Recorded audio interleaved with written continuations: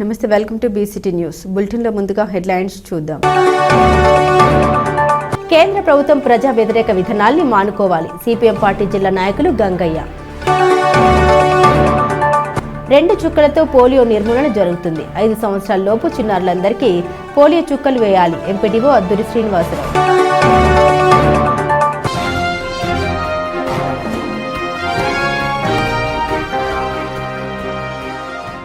2 చుక్కలతో polio వ్యాధి నిర్మూలన జరుగుతుందని 5 సంవత్సరాల చిన్నారులందరికీ పోలియో చుక్కలు వేయాలని ఎంపీడీఓ అద్దూరి శ్రీనివాసరావు అన్నారు. కర్లపాలెం మండల పరిషత్ కార్యాలయంలో పోస్టర్ ఆవిష్కరణ కార్యక్రమం నిర్వహించారు. ఈ సందర్భంగా వైద్య అధికారి రామకృష్ణ మాట్లాడారు. ఈ నెల 21వ తేదీన 5 సంవత్సరాల పిల్లలకు పోలియో చుక్కల కార్యక్రమం కర్లపాలెం మండలంలోని 20 గ్రామ పంచాయతీలో నిర్వహిస్తున్నామన్నారు. 5 సంవత్సరాల లోపు పిల్లల తల్లిదండ్రులు ఈ కార్యక్రమం ఉపయోగించుకోవాలని కోరారు. ఈ కార్యక్రమంలో పిహెచ్సి సూపర్వైజర్ ఇసాకు, సిహెచ్ఓ సువర్ణకుమారి, పిహెచ్ఎన్ ప్రభావతి, ఆరోగ్య ఆశా కార్యకర్తలు పాల్గొన్నారు. 21st సండే పల్స్ పోలియో జరిగే కార్యక్రమం సందర్భంగా పోస్టర్ ఆవిష్కరణ జరిగింది. మొత్తం 41 బూతుల్లో 3102 మందికి పిల్లలకి ఈ పల్స్ పోలియో చుక్కలు వేయడానికి అన్ని ఏర్పాట్లు మొత్తం మండల లెవెల్లో MRO, MPDO sir, MEO, anganwadi supervisors అందరితో టాస్క్ ఫోర్స్ కమిటీగా ఏర్పడి ఈ ప్రోగ్రామ్ని పల్స్ పోలియో ప్రోగ్రామ్ని విజయవంతం చేయడానికి మండల లెవెల్ అందరము కృషి చేస్తున్నాము. దాన్ని అందరూ ప్రజలు పోలియో చుక్కలు వేయించుకోవడానికి పిల్లలందరూ మార్నింగే అందరూ సిద్ధంగా 21st ఆదివారం సిద్ధంగా ఉండాలని మండల మెడికల్ ఆఫీసర్గా నేను కోరుకుంటున్నాను. ఈ గ్రామంలో పల్స్ పోలియో బూతులు ఉంటాయి. 0 to 5 years పిల్లలు తీసుకొని వచ్చి పోలియో చుట్టూ వేయించాలని మండల ప్రజలకి మండల మెడికల్ ఆఫీసర్గా కోరుచున్నాను.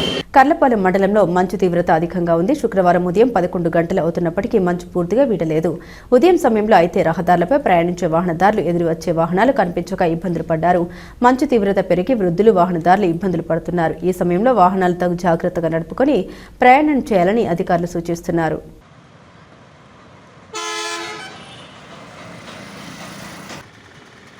కేంద్ర ప్రభుత్వం ప్రజా వ్యతిరేక విధానాలను మానుకోవాలని సిపిఎం పార్టీ జిల్లా నాయకులు గంగయ్య అన్నారు. సిపిఎం పార్టీ పిలుపు మేరకు బాపట్ల పట్టణంలో ర్యాలీ నిర్వహించి తహసీల్దార్ కార్యాలయం వద్ద గల మహాత్మాగాంధీ విగ్రహం వద్ద నిరసన తెలియజేశారు. ఉపాధి హామీ పథకానికి ఉన్న పేరు మార్చడం సమంజసం కాదని, అటువంటి చర్యల్ని మానుకోవాలని ఈ సందర్భంగా ఆయన హితవు పలికారు. పార్లమెంట్లో దుర్మార్గమైనటువంటి జీవోను పాస్ చేసిందన్నారు. పేదలకు న్యాయం జరిగేంత వరకు సిపిఎం పార్టీ ఆధ్వర్యంలో ఆందోళన చేపడతామని అన్నారు.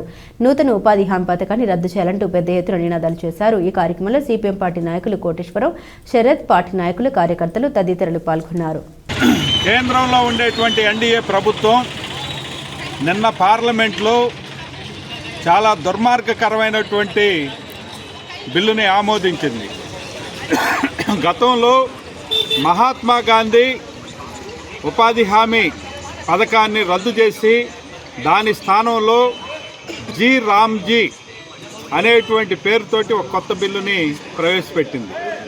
గత చట్టం ప్రకారం ప్రతి కుటుంబానికి 100 పని దినాలు హామీ ఇచ్చారు. కనీస వేతనం. ఇది ఒక రకంగా గ్రామాల్లో ఉండేటువంటి పేదలకి పనులు లేనటువంటి కాలంలో ఉపాధి కల్పించేందుకు ఈ పథకం, గత ప్రభుత్వం తెచ్చినటువంటి పథకం బాగా ఉపయోగపడింది. ఇవాళ బీజేపీ ప్రభుత్వం మహాత్మా గాంధీ గ్రామీణ జాతీయ ఉపాధి హామీ పథకాన్ని రద్దు చేసి ఈరోజు ఒక రకంగా మహాత్మా గాంధీకి ద్రోహం చేసింది. కోట్లాది మందిగా ఉండేటువంటి ఉపాధి హామీ కూలీలకి అన్యాయం చేసింది. ఈరోజు వేతనాల కోసం ఇచ్చేటువంటి డబ్బులను కాస్త బిల్డింగులు, పర్మనెంట్ కన్స్ట్రక్షన్స్ కేటాయించుతూ, అట్లనే గతంలో 90% కేంద్ర ప్రభుత్వం, 10% రాష్ట్ర ప్రభుత్వాలు ఈ బిల్లు ప్రకారం భరించాయి. ఇవాళ అట్లాంటిది 60% కేంద్ర ప్రభుత్వం, 40% రాష్ట్ర ప్రభుత్వం భరించాలని చెప్పేసి ఈ నిబంధనలు చెబుతున్నాయి. దీనివల్ల రాష్ట్రాల దగ్గర డబ్బులు లేక ఈ ఉపాధి హామీ పథకం కాస్త నీరు గారిపోయేటువంటి ప్రమాదం ఉంది. ఒక రకంగా ఏటా మన రాష్ట్రం 4000 కోట్ల రూపాయలు ఈరోజు వచ్చేటువంటి డబ్బు కాస్త ఆగిపోయేటువంటి పరిస్థితి ఉంది. అందుకని తక్షణం ఈ బిల్లుని రద్దు చేయాలి. ఈరోజు కేంద్ర ప్రభుత్వం అనుసరించేటువంటి విధానాన్ని మన రాష్ట్రంలో ఉండేటువంటి ప్రతిపక్ష పార్టీలు కూడా వ్యతిరేకించాలి. దీన్ని అమలు చేయకూడదు. చేస్తే రాష్ట్రానికి ఈ రాష్ట్రంలో ఉండేటువంటి పేదలకి తీవ్రమైన నష్టం. దీన్ని తెలుగుదేశం, వైసీపీ, జనసేన లాంటి పార్టీ కూడా వ్యతిరేకించాలి. అందుకని ఈ కొత్త చట్టాన్ని ఏదైతే తీసుకొచ్చారో దాన్ని తక్షణం రద్దు చేయాలనేటువంటి యథాతథంగా పాత బిల్లుని అమలు చేయాలి. ఆ బిల్లులో ఏమైనా లోపాలుంటే వాటిని సరిచేయాలి తప్పితే అసలు బిల్లునే రద్దు చేసి పేదల ఉపాధిని దెబ్బతీసేటువంటి ఈ చట్టాన్ని సిపిఎం పార్టీగా మేము తీవ్రంగా వ్యతిరేకిస్తున్నాం. భవిష్యత్తులో ఉపాధి హామీ కూలీలందరినీ కలుపుకొని పెద్ద ఎత్తున ఈ బిల్లుకు వ్యతిరేకంగా కేంద్ర ప్రభుత్వం అనుసరించేటువంటి ఈ ఉపాధి కూలీలకి వ్యతిరేకంగా తెచ్చినటువంటి ఈ చట్టాన్ని తిప్పికొట్టేందుకు తగినటువంటి ప్రయత్నం చేస్తాం. ఈ దేశ ప్రజలు, ప్రజాతంత్రవాదులు గ్రామీణ పేదల ఆహార భద్రతని, పని భద్రతని కాపాడాలి అని కోరుకునే వాళ్ళంతా ఈ ఉద్యమానికి మద్దతు ఇవ్వాలని చెప్పేసి సిపిఎం పార్టీ తరఫున విజ్ఞప్తి. కలకత్తా నుండి ఈ నెల 22వ తేదీన రామకృష్ణ మఠం రామకృష్ణ మిషన్ ఉపాధ్యక్షులు స్వామి సుహిత నందాజీ మహారాజ్ బాపట్లకు విచ్చేస్తున్నారని శ్రీ రామకృష్ణ సేవా సమితి బాపట్ల కార్యదర్శి నటరాజన్ అన్నారు. రామకృష్ణ సేవా సంస్థలు ఏర్పాటు చేసిన విలేకరుల సమావేశంలో ఆయన పాల్గొని ప్రసంగించారు. ఉదయం 9:30 గంటలకి బాపట్ల చేరుకుంటారని, భక్తులందరికీ మంచి అవకాశమని ఆయన ఆశీర్వచనాలు పట్టణ ప్రజలు తీసుకోవాలని ఈ సందర్భంగా ఆయన కోరారు. అదేవిధంగా స్వామి వివేకానంద విగ్రహావిష్కరణ జరుగుతుందని, అనంతరం స్వామివారి బహిరంగ సభ నిర్వహించడం జరుగుతుందన్నారు. ఈ కార్యక్రమంలో ప్రజలు అధిక సంఖ్యలో పాల్గొని స్వామివారి కృపకు పాత్రలు కావాలని అన్నారు. మన బాపట్ల రామకృష్ణ సేవా సమితిలో ఒక చాలా ముఖ్యమైన కార్యక్రమం ఒకటి జరగబోతోంది. రేపు 22వ తేదీ అంటే సోమవారం ఈ నెల పరమ పూజ్య స్వామి సుగీతానందజీ మహారాజ్ వారు మన సమితికి వేయించేస్తున్నారు. స్వామీజీ వారు ఎవరంటే రామకృష్ణ మిషన్ యొక్క వైస్ ప్రెసిడెంట్, ఉపాధ్యక్షులు. అంటే విశ్వవ్యాప్త రామకృష్ణ మిషన్ ఆర్గనైజేషన్కి స్వామివారు వైస్ ప్రెసిడెంట్. ఆయన కలకత్తా నుంచి మన 22వ తారీఖు మన సమితికి వేయించేస్తున్నారు. ఉదయం ఆ సందర్భంగా మన సమితిలో వివేకానంద స్వామి విగ్రహం ఆవిష్కరణ ఉంటుంది. ఆ తర్వాత బహిరంగ సభ కూడా ఉంటుంది. బాపట్ల పౌరులందరినీ కూడా ఈ సందర్భంగా వచ్చి స్వామివారి దర్శనం చేసుకుని ఆయన ఆశీస్సులు తీసుకోవాల్సిందిగా, ఆయన అనుగ్రహ భాషణం వినవలసిందిగా అందరిని కోరుతున్నాను.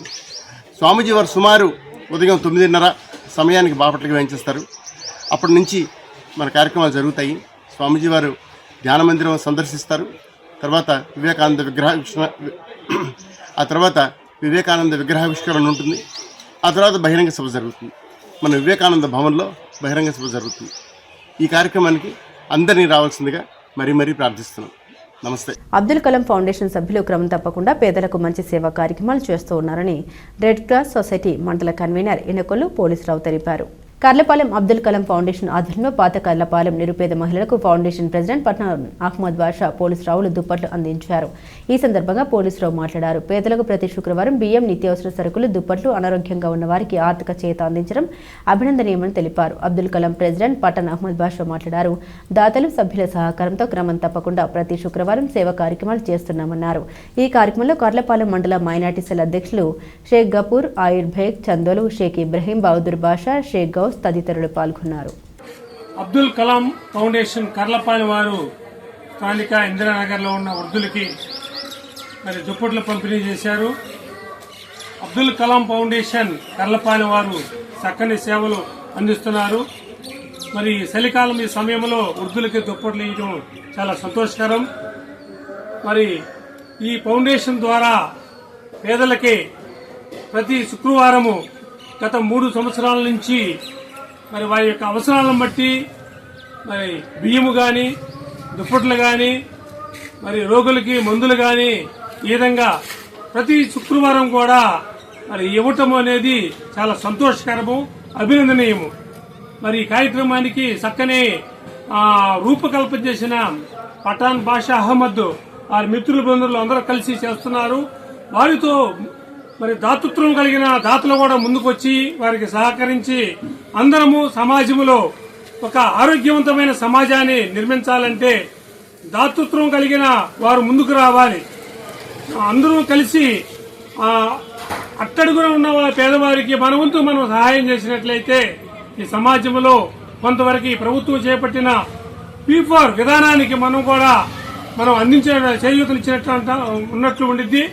కాబట్టి అబ్దుల్ కలాం ఫౌండేషన్ కర్లపాలెం సేవలు అభినందనీయమని, ఆదర్శనీయము. వారిని ఆదర్శంగా తీసుకొని సమాజంలో దాతృత్వం కలిగిన వారు ముందుకు రావాలని ఈ సందర్భంగా తెలియపరుస్తూ మరి ఈ అబ్దుల్ కలాం ఫౌండేషన్ వారికి ప్రత్యేకమైన ధన్యవాదాలు తెలియజేస్తున్నాం.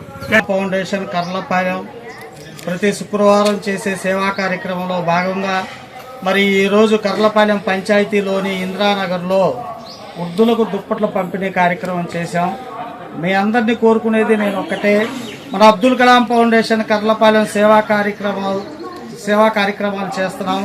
దీన్ని ఆదర్శంగా తీసుకొని ప్రతి ఒక్కరూ కూడా నిరుపేదలకు సహాయం చేయాలని సభాముఖంగా కోరుకుంటున్నాను. తమ న్యాయమైన సమస్యల్ని పరిష్కరించాలని కోరుతూ శాంతియుతంగా ఆందోళనకు చేస్తున్న నెల్లూరు మున్సిపల్ కార్పొరేషన్ కార్మికులపై పోలీసులు లాఠీ ఛార్జీ చేయడం హేయమైన చర్యగా సిఐటియు బాపట్ల పట్టణ నాయకులు కె శరత్ అన్నారు. విచక్షణ రహితంగా లాఠీ ఛార్జ్ చేయడాన్ని ఖండిస్తూ బాపట్ల మున్సిపల్ కార్యాలయం వద్ద కార్మికులు నల్ల రిబ్బన్లు తలకు కట్టుకుని నినాదాలు చేస్తూ నిరసన తెలియజేశారు. రోడ్డుపై ఈడ్చుకుంటూ తీసుకెళ్లి బలవంతంగా అరెస్టు చేయడం, అదే సందర్భంగా మహిళా కార్మికుల పట్ల పోలీసులు అసభ్యకరంగా ప్రవర్తించారని ఆయన తెలిపారు. పోలీసుల జూలంతో మహిళా కార్మికులతో పాటు పలువురికి గాయాలయ్యాయి అన్నారు. 14 రోజుల సమ్మె కాలానికి జీతాలు ఇవ్వాలని, ఇతర సమస్యలు పరిష్కరించాలని, గతంలో ఇచ్చిన హామీలు అమలు చేయాలని కోరుతూ నెల్లూరు మున్సిపల్ కార్పొరేషన్ కార్మికులు AP municipal workers and employees union CITU అనుబంధ ఆధ్వర్యంలో గత 45 రోజులుగా మున్సిపల్ కార్పొరేషన్ కార్యాలయం వద్ద శాంతియుతంగా నిరసన తెలియజేస్తున్నప్పటికీ అధికారులు స్పందన లేకపోవడంతో గత 3 రోజుల నుండి విధులు బహిష్కరించి సమ్మెకు దిగారని అన్నారు. మున్సిపల్ కార్పొరేషన్ కౌన్సిల్ సమావేశం సందర్భంగా అధికారులు నేరుగా కలిసి తమ గోడు వెలిబుచ్చుకోవాలని నిర్ణయం తీసుకున్నారని, అందులో భాగంగా బారా షాహిద్ దర్గా ప్రాంతం నుండి మున్సిపల్ కార్మికుల ప్రదర్శనగా కార్పొరేషన్ కార్యాలయానికి బయలుదేరి వెళ్తున్న కార్మికులను నెల్లూరు నగర in charge DSP, rural DSP, special police బలగాలు, రో పార్టీ పోలీసులు అడ్డుకునేందుకు ప్రయత్నించారన్నారు.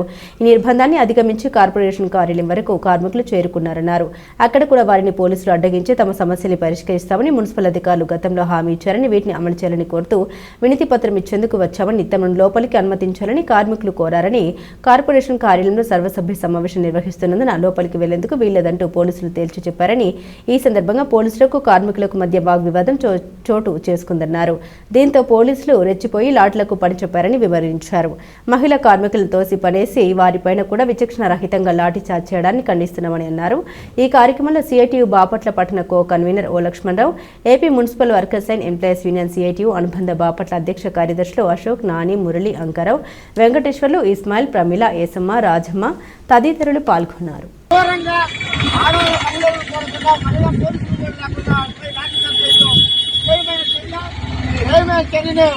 బాపట్ల మున్సిపల్ కార్మికులందరూ కూడా ఐక్యంగా ఉండి పోరాటాన్ని సాగించి వాళ్ళకి మద్దతు తెలియాలని చెప్పేసి సిఐటి బాపట్ల టౌన్ కమిటీగా తెలియజేస్తున్నాము. ఈ కార్యక్రమాలు కనుక ఇలాగే మనం ఊరుకుంటే అందరం కూడా అవకాశం ఇచ్చి కాంట్రాక్ట్ వెళ్ళిపోతాము. అప్పుడు కాంట్రాక్ట్ వచ్చి వదిలిపెట్టుకుని వాళ్ళు పెట్టుకుంటారు. అది మనందరికీ నష్టం. ఏదైతే కార్మిక చట్టాలు ఉన్నాయో ఆ కార్మిక అవకాశం ఉన్న కార్మికులు ఎవరు కూడా తొలగించే అధికారం ఎవరికి లేదు. పురాతనం నుండి మనకు జప ధ్యాన విద్యలు పూర్వీకుల నుండి వచ్చాయని మైలవరం సీనియర్ ధ్యాన మాస్టర్ టోనేశ్వరి అన్నారు. కర్లపాలెం గణపవరం రోడ్లోని శ్రీ గురువాణి ధ్యాన కేంద్రంలో అమావాస్య ధ్యానం నిర్వహించారు. 100 మంది ధ్యానులు సత్సంగం ధ్యానంలో పాల్గొన్నారు. ఈ సందర్భంగా టోనేశ్వరి మాట్లాడారు. ప్రతిరోజు ధ్యానం చేయడం ద్వారా మన శరీరంలో 2 లక్షల పైగా నాడులు ప్రభావితం అవుతాయన్నారు. శారీరక అలసట, మానసిక ఒత్తిడి మొదలైనవి ధ్యానం చేయడం ద్వారా తగ్గుతాయని వివరించారు. ఈ కార్యక్రమంలో నిర్వాహకులు కూనం చంద్రశేఖరరావు, లీలాకుమారి తదితరులు పాల్గొన్నారు. ధ్యాన విద్య అనేది మనకి 2500 సంవత్సరాల క్రితం బుద్ధ భగవానుడు మనందరికీ అప్పటి కాలంలో ఆయన ఈ సాధనని కనుక్కొని అక్కడ ఉన్న ప్రజలందరికీ ప్రచారం చేశారు. అదే బ్రహ్మ విద్యను 2500 సంవత్సరాల తరువాత ఇప్పుడు బ్రహ్మర్షి పితామహ సుభాష్ పత్రిజీ గారు మనందరికీ సంసారంలోనే నిర్వాణం అంటే మనం ఈ సంసార జీవితంలోనే ఉంటూ బ్రహ్మజ్ఞానాన్ని ఎలా పొందాలి, అలాగే ఈ సంసార జీవితం అందరూ దుఃఖమయం చేసుకుంటున్నారు కానీ ఆనందమయం చేసుకోవడం ఎలా అనే దాన్ని మనకి ఈ విద్య ద్వారా అందించారు. ఆ విద్య పేరే ఆనాపానసతి. ఇది ఎలా చేయాలి అంటే వేళ్లలో వేళ్ళు పెట్టుకుని కాళ్ళు 2 క్రాస్ చేసుకుని కళ్ళు 2 మూసుకున్న తర్వాత భ్రూమధ్యంలో అంటే భ్రూకుటి స్థానంలో బొట్టు పెట్టుకునే దగ్గర కొద్దిగా లోతైన స్థలంలో సహజంగా జరిగేటటువంటి ఉచ్ఛ్వాస నిశ్వాసలను గమనిస్తూ ఉండగా మన అంతరంగంలోకి ప్రయాణం జరుగుతుంది. మన అంతరంగంలోనే ఆ దైవ సామ్రాజ్యం ఉంది. బాపట్ల పట్టణంలోని కోన కళాక్షేత్రంలో శ్రీ లలిత త్రిపుర సుందరి పీఠం ఆధ్వర్యంలో నెమ్మలికంటి హనుమంతరావు సారథ్యంలో అత్యంత వైభవంగా కమలాత్మిక హోమం నిర్వహించారు. ఈ సందర్భంగా అమ్మవారికి అభిషేకం, అర్చనలు, అనంతరం నవగ్రహ లక్ష్మీ గణపతి సుదర్శన మృత్యుంజయ మంత్ర సహితంగా కమలాత్మిక హోమం జరిగింది. 125 మంది సువాసినుల చేత అమ్మవారికి కుంకుమార్చన, పుష్పార్చన, ధూప సేవ, అనంతరం ఏకాదశ మధుర పదార్థ నివేదనలు, హారతులు జరిగాయి. అర్చక స్వాములు మేడూరి అప్పలాచార్యులు, చంద్రం రంపిచర్ల కేశవ, గోపాలాచార్యులు, గూడూరు సాయి వెంకట్ పాల్గొన్నారు. ఈ సందర్భంగా శ్రీ లలిత త్రిపుర సుందరి పీఠం వారి క్యాలెండర్ను ఆవిష్కరించారు. ఈ కార్యక్రమంలో మారిశెట్టి రాఘవరావు, మంతెన హరి జితేంద్ర వర్మ, కొర్రికుటి ప్రసాద్, కారుమూరి ఆంజనేష్, కోట్ర రమేష్ తదితరులు పాల్గొన్నారు. దిగ్విజయంగా జరగాలని చెప్పి మీ చేత సంకల్పం చేశారు. తర్వాత కార్యక్రమం ఏం చేశారు?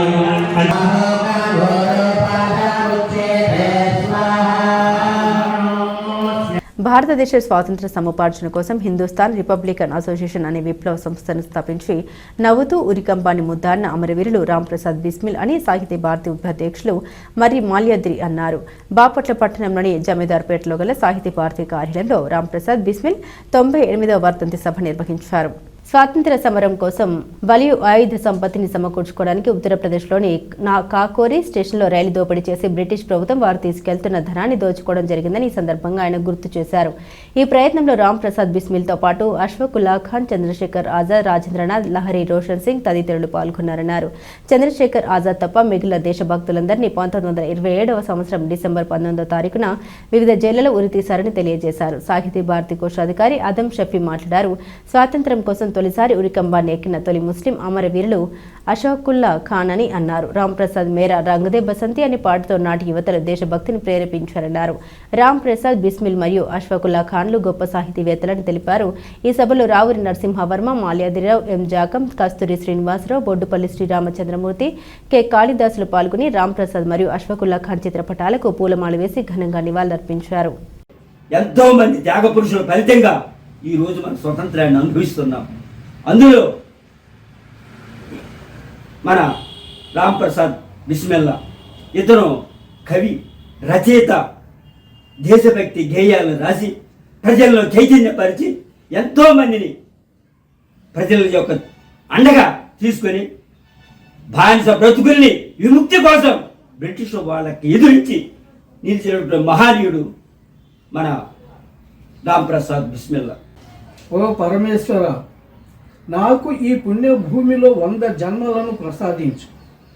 ప్రతి జన్మలోనూ నా మాతృభూమి సేవలో ప్రాణాలు అర్పించే వరాన్ని ప్రసాదించు అని ప్రకటించుకున్న రామ్ ప్రసాద్ బిస్మిల్ నిజమైన దేశభక్తుడు. వారు దేశ స్వాతంత్ర సముపార్జన కోసం హిందుస్థాన్ రివల్యూషనరీ అసోసియేషన్ అనే ఒక విప్లవ సంస్థను స్థాపించి బ్రిటిష్ వారిని ఎదురొడ్డి పోరాడిన దేశభక్తులు రామ్ ప్రసాద్ బిస్మిల్. వారే కాదు, వారితో పాటు అష్ఫాకుల్లా ఖాన్, రాజేంద్రనాథ్ లహిరి, రోషన్ సింగ్, ఇలా ఇంకా చాలామంది ఆ హిందుస్థాన్ రివల్యూషనరీ అసోసియేషన్లో సభ్యులుగా ఉన్నారు. వారు చేసే కార్యక్రమాలకు ఆయుధాలు సమకూర్చుకోవటానికి కొంత డబ్బు అవసరం కాబట్టి బ్రిటిషు వారు వారి ఖజానాలో దాచిపెట్టడానికి తీసుకెళ్తున్న ధనాన్ని వారు సహరన్పూర్ నుండి లక్నో వెళ్లే దారిలో కాకోరి అనే చోట ఆ రైలుని ఆపి ఆ డబ్బుని, బ్రిటిషు ప్రభుత్వ డబ్బుని వారు దోచుకున్నారు. ఈ కాకౌరి డకౌతి అనేది ఆ రోజుల్లో బ్రిటిషు ప్రభుత్వాన్ని దిగ్భ్రాంతి పరిచింది. దీన్ని అదునుగా తీసుకొని ఇది ప్రభుత్వ విద్రోహ చర్యగా భావించి వారిని ఉరిశిక్ష విధించారు. అష్ఫాకుల్లా ఖాన్ని ఫైజాబాద్ జైలులో, రామ్ ప్రతాప్ బిస్మిల్ని గోరఖ్పూర్ జైలులో, అదేవిధంగా రోషన్ సింగ్, రాజేంద్ర నాథ్ లాహిరి వీళ్ళని వేరువేరు జైళ్లలో ఉరి తీశారు. చందలు గ్రామంలో గల శ్రీ భగలాముఖి అమ్మవారి ఆలయంలో శుక్రవారం ప్రత్యేక పూజలు నిర్వహించారు. ఈ కార్యక్రమంలో ఆలయ పూజారులు, దేవస్థాన సిబ్బంది, భక్తులు పాల్గొన్నారు. పిట్టలవానిపాలెం మండలం చందోలు గ్రామంలో వేంచేసుకున్న బండ్లమ్మ దేవాలయంలో శుక్రవారం సందర్భంగా అమ్మవారిని మహాలక్ష్మిగా అలంకరించారు. ఈ సందర్భంగా ఆలయంలో ప్రత్యేక పూజా కార్యక్రమాలు జరిపించారు. ఆలయ అర్చకులు శ్రీరామ్ శర్మ మాట్లాడారు. వివాహం కాని మగపిల్లలు లేదా వారి కుటుంబ సభ్యులచే శుక్రవారం అమ్మవారి దేవాలయంలో పసుపు కొమ్ములతో హరిద్ర శృంగార్చన పూజా కార్యక్రమాలు నిర్వహించడం జరిగిందన్నారు. ఈ పూజా కార్యక్రమాలు నిర్వహించిన వారికి వివాహ ప్రతిబంధములు తొలగి సత్వర వివాహ ప్రాప్తి కలుగుతుందని తెలిపారు. ఈ కార్యక్రమంలో భక్తులు అధిక సంఖ్యలో పాల్గొన్నారు. శ్రీ భగలాముఖి బళ్ళమ్మ అమ్మవారి ఆలయం, చందోలు గ్రామం, పిట్టలవానిపాలెం మండలం, బాపట్ల జిల్లా. తరతరాల చరిత్రతో కూడినటువంటి శ్రీ భగలాముఖి అమ్మవారు ఈ రోజున ప్రసన్న వదనముతో భక్తులకు దర్శనమిస్తూ ఉన్నారు. ఈ యొక్క ఆలయ విశేషము అతి పురాతనమైనది. అందరూ కూడా ఈ యొక్క ఆలయాన్ని సందర్శించి అమ్మవారిని దర్శించుకొని అమ్మవారి కృపా కటాక్షాలకు పాత్రలు కావాల్సిందిగా తెలియజేస్తూ ఉన్నాం. గోపూజ చేయడం వల్ల కొన్ని రుగ్మతల నుండి కాపాడుకోవచ్చని మార్చి ఆశ్రమ గోశాల నిర్వాహకులు బి బాబు నాగేంద్ర అన్నారు. బాపట్ల మండలంలోని దరివాద కొత్తపాలెంలో గల మహర్షి ఆశ్రమ గోశాలలో కామాక్షి ఏకాంబరేశ్వర గోమాత కళ్యాణం వైభవపేతంగా జరిగింది.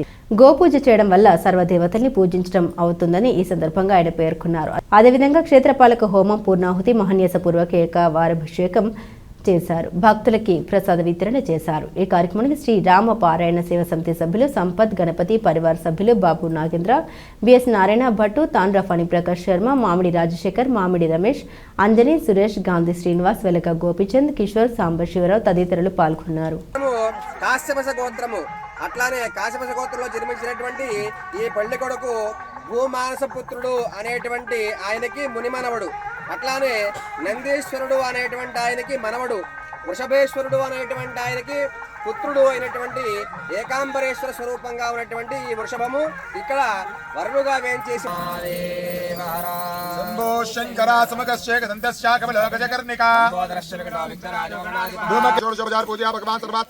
సర్వం శ్రీ మహాగణాధిపతి దాసు అందరూ నమస్కారం చేసుకొని చెప్పండి. వక్రతుండ మహాకాయ కోటి సూర్య సమప్రభ నిర్విఘ్నో కురు మే దేవ మమ సర్వ కార్యేషు సర్వదా ఆయుర్దేహి.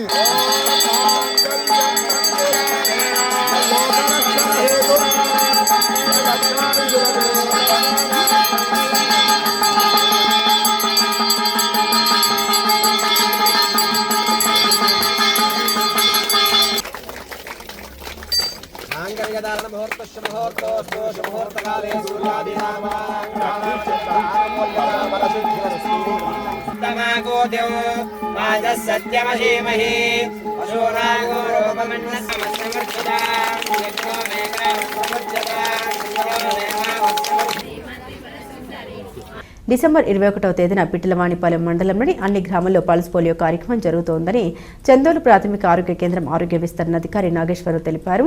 2744 మంది చిన్నారులకు పల్స్ పోలియో చుక్కలు వేయడం జరుగుతోందని ప్రజలు, ప్రజాప్రతినిధులు సహకరించాలని కోరారు.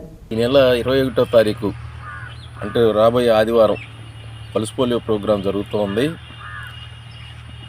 చందోలు ప్రాథమిక ఆరోగ్య కేంద్రం పరిధిలో మొత్తం 2417 మంది పిల్లలకి ఈ పోలియో చుక్కలు ఆ రోజున వేయాలని చెప్పి నిర్ణయించుకున్నాం. మా టార్గెట్ ఇక్కడ మా మండల పరిధిలో ఉన్నటువంటి పిల్లలు 2417. దీనికి గాను 24 బూతులను ఏర్పాటు చేశాం. ఈ 24 బూతుల్లో ప్రతి బూత్లో కూడా 4 టీం మెంబర్స్ ఉంటారు. ప్రతి టీం మెంబర్లో ముఖ్యంగా హెల్త్ స్టాఫ్, ఏఎన్ఎంలు కానీ, ఎంఎల్హెచ్పీలు కానీ, అట్లాగే అంగన్వాడీ వర్కర్స్ కానీ వాళ్ళతోటి 24 బూతుల్లో కూడా ఒక్కొక్క బూత్లో 4 వేసి టీం మెంబర్స్ని ఏర్పాటు చేయడం జరిగింది. అలాగే మన హెల్త్ ప్రాంతాలు కూడా ఒక 10 గుర్తించడం జరిగింది. దానిలో 3 సెటిల్డ్ హై రిస్క్, అంటే ఇక్కడే ఉన్నారు కానీ వాళ్ళు ఎస్టీ పాపులేషను, అంటే హార్డ్ టు రీచ్ ఏరియా అనమాట, వాళ్ళకి చేరటానికి కొంచెం కష్టంగా ఉండేటువంటి ప్రాంతాలను గుర్తించడం జరిగింది. అక్కడ ఒక 10 మంది పిల్లలను కూడా గుర్తించాం. అలాగే హై రిస్క్ ఏరియాస్, మనకి ఎక్కువగా చేపల చెరువులు ఉన్నాయి, అక్కడికి వివిధ రాష్ట్రాల నుంచి కాపలా కోసం వచ్చిన వాళ్ళు ఉన్నారు. అట్లాంటి సైట్లు కూడా ఒక 7 గుర్తించడం జరిగింది. ఈ 7 చోట్ల కూడా మొత్తం 33 మంది పిల్లలు ఉన్నట్లుగా గుర్తించడం జరిగింది. వీళ్ళందరినీ కూడా మొబైల్ టీం ద్వారా రేపు జరగబోయేటువంటి పల్స్ పోలియో కార్యక్రమంలో వీళ్ళందరినీ కూడా కవర్ చేయాలని నిర్ణయించుకున్నాం. అలాగే మిస్ అయిన పిల్లలు ఎవరన్నా ఉంటే రేపు ఆదివారం రోజు సోమ మంగళవారాల్లో మా బృందంలో ఉన్నటువంటి సభ్యులందరూ కూడా 2 టీములుగా విడిపోయి ప్రతి ఇంటిని సందర్శించి అందరినీ కూడా పల్స్ పోలియో చుక్కలు వేసేటట్టు విజయవంతం అయ్యేటట్లుగా చూస్తాం. దీనికి ప్రజలందరూ కూడా నాయకులు ప్రజలందరూ కూడా సహకరించాలని కోరుకుంటున్నాం. బులెటిన్ ముగించే ముందు హెడ్లైన్స్ మరోసారి. కేంద్ర ప్రభుత్వం ప్రజా వ్యతిరేక విధానాల్ని మానుకోవాలి. సిపిఎం పార్టీ జిల్లా నాయకులు గంగయ్య. 2 చుక్కలతో పోలియో నిర్మూలన జరుగుతుంది. 5 సంవత్సరాల లోపు చిన్నారులందరికీ పోలియో చుక్కలు వేయాలి. ఎంపీడీఓ అద్దూరి శ్రీనివాసరావు.